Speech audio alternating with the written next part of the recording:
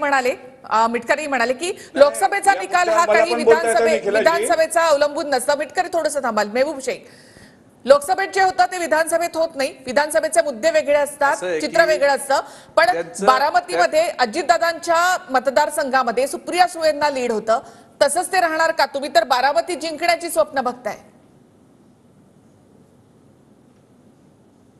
असं आहे की त्यांचं जे म्हणणं आहे की लोकसभेला लोक वेगळं मतदान करतात प्रवीणजी दरेकरांचं आणि विधानसभेला वेगळं मतदान करतात, हे खरं आहे।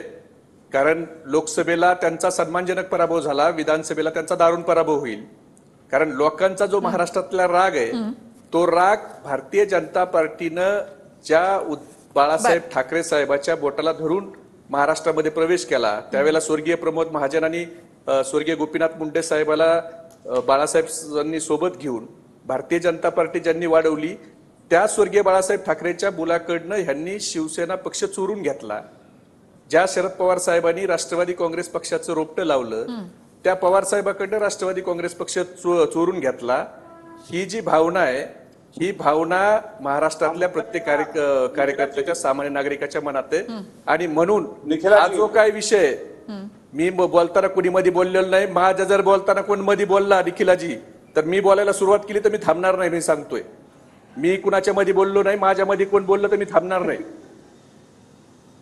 महाराष्ट्राच्या लोकांनी ज्या पद्धतीनं राजकारण केलं, भारतीय जनता पार्टीनं ज्या पद्धतीनं फोडाफोड्या केल्या, ईडी सीबीआयच्या चौकशा लावल्या, जी लोक जेलमध्ये घालू म्हणून वारंवार सांगितलं, त्या लोकांना घेऊन मंत्रीपद दिली, त्या लोकांना सत्तेत सामावून घेतलं।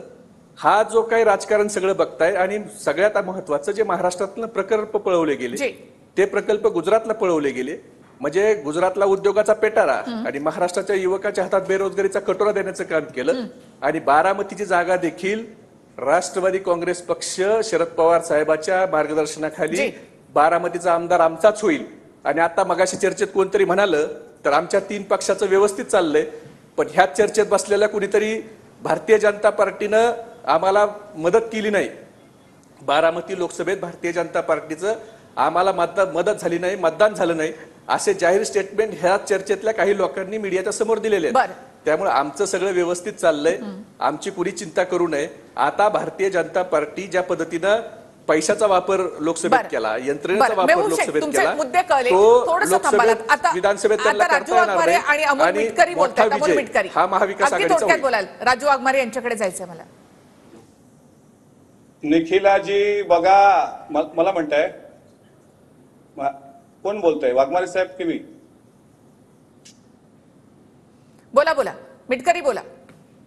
हॅलो, हा निखिलाजी बघा, आमच्या पक्षाला केंद्रात पद का भेटलं नाही याची किती काळजी आमच्या विरोधकांना आहे, किंवा काय म्हणता येईल त्याला, फार काळजी आहे। पण अजून घोडा मैदान लांब नाही। आणि राहिला प्रश्न, कोणीतरी आता तर असं दाखवतंय की सर्वच्या सर्व लोकसभेच्या जागा आम्हीच आणल्या। अहो, तुमच्या गावात 7 मतं 9 मतं त्या पक्षाला, ज्या पक्षाकडून तुम्ही, तुमची लायकी 69 मताच्या वर जात नाही, ती लोक आता विधानसभेच्या बाबतीत चर्चा करतायत। माझा प्रश्न तुम्हाला एकच सांगणं आहे, राष्ट्रवादी काँग्रेस पक्ष अजितदादाच्या नेतृत्वात आज महाराष्ट्रामध्ये महायुतीमध्ये आमदार आहेत, त्यांच्या गावात वंचित बहुजन आघाडीला काही पद्धतीनं त्यांना भारतीय जनता पार्टीवाल्यांनी स्टेजवर मधात जर कोणी बोललं, जाऊन सांगावं लागलं, मदात जर अजितदादांची तक्रार करील अशी सांगायची नामुष्की विधान परिषदेच्या आमदारावर विधान परिषदेच्या आमदारावर स्वतःच्या स्टेजवर बोलायची मधात बोलण्याची अशी नामुष्की आली।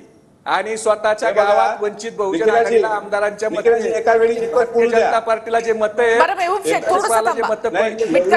एवढी पण राजकीय प्रगल्भता शिवाजीराव देशमुख पडली, माझा मुद्दा स्वतःला बोलवलं नाही। माझा मुद्दा मला पूर्ण करू द्या। मेहबूब शेख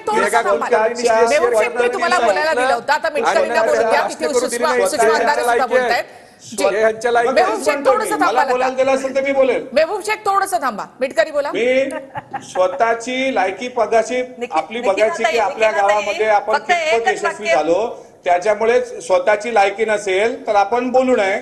आणि राहिला प्रश्न पुढचा बोलण्याचा, राष्ट्रवादी काँग्रेस पक्ष लायकी अशी आणि आहे की भारतीय 69 जनता मध्ये पार्टीला आपली लायकी माहिती आहे. राष्ट्रवादीवर बोलायला तर आपल्याला त्याच्यामुळं 69 मतावाल्यांनी बोलू नये. अख्ख्या बीड जिल्ह्याला माहित आहे, अख्ख्या बीड जिल्ह्याला माहित आहे की हा 69 मतं घेणारा नेता आज जयंत पाटील साहेबांची बरोबरी करायला लागतो.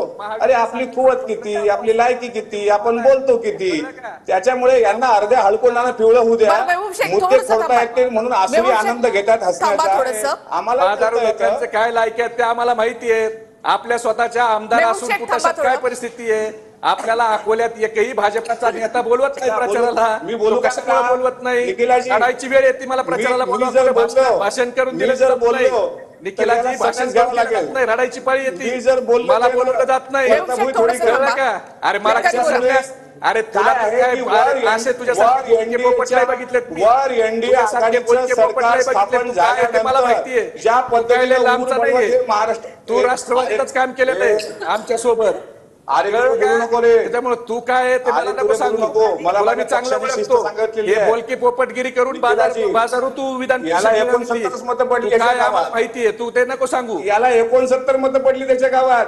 अरे तुझ्या गावात काय झालं ते सांग. 69 मतं पडली. अरे तुझ्या गावात लोकसभेच्या मतं किती पडली तुतारीला. ते सांग. तू आणि आमदार आहे. आता लोकसभेची- आमच्याकडे वंजारी समाज, गोपीनाथ मुंडे मी साहेब शिंदे वगैरे वंजारी समाज आहे. त्या समाजानं सगळीकडे मतं केली.